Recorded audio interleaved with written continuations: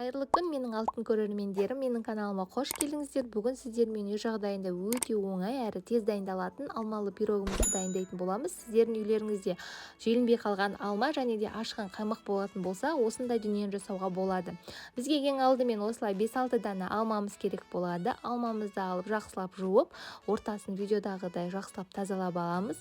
Тазаланған алмаларымызды ұсақтап отырып турап аламыз. Туралған алмаларымызды бөлек қойып қоямыз. Ары қарай тестасын дайындауға кірісетін боламыз. Тестасын дайындау үшін бізге ең алдымен орташа көлемдегі 3 жұмыртқамыз керек болады.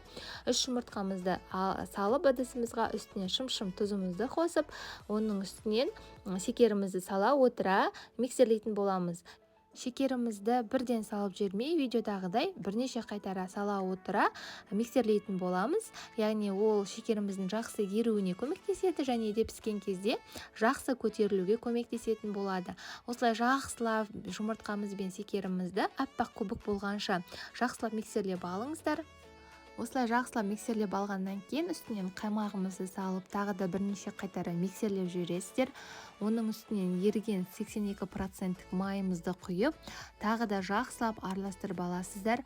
Және де алдын ала електен өткізілген ұн мен разъединительді дайындалып қоясыздар. Дайын ұнымызды осының үстінен салып, тағы да біркелкі масса болғанша жақсылап араластырып аласыздар. Жақсылап біркелкі масса болғанша миксерлеп болғаннан кейін осындай арнайы лопаточканың көмегімен тағы да бірнеше қайтара араластырып алыңыздар. Сосын осылай ұсақтап туралған алмамызды салып, тағы да бірнеше қайтара араластырып болғаннан кейін арнайы өзіңізге ыңғайлы форманы алып, ішіне пергаментный бумаганы төсеп, осы пирогымызды салып, 180-200 градуста 40-50 минут пісіріп алатын боламыз. Көрермендерім, менің видеом ұнаса лайк басып, пікір қалдырып, каналыма тіркеліп, қоңыраушаны баса кетіңіздер. Алда шығатын менің видеоларымды жіберіп алмас үшін. Және де қазақша контенттің аз да болса дамуына өз үлестеріңізді қосып, мені қолдап кетіңіздер. Осылай пирогымызды пісіріп, салқындатып аламыз. Одан кейін барып, осылай формамыздан пышақтың көмегімен босатып алатын боламыз. Пирогымыз дайын болған пирогымызды басқа ыдысқа орналастырып, бетін әсемдеуге кірісетін боламыз.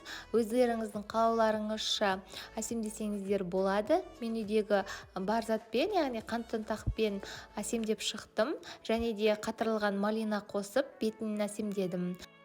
Осымен біздің алма қосылған пирогымыз дайын. Өте дәмді, өте жұмсақ пирог дайын болады. Міндетті түрде жасап көруге кеңес беремін. Сіздермен бірге болған Айпана. Назарларыңызға рахмет.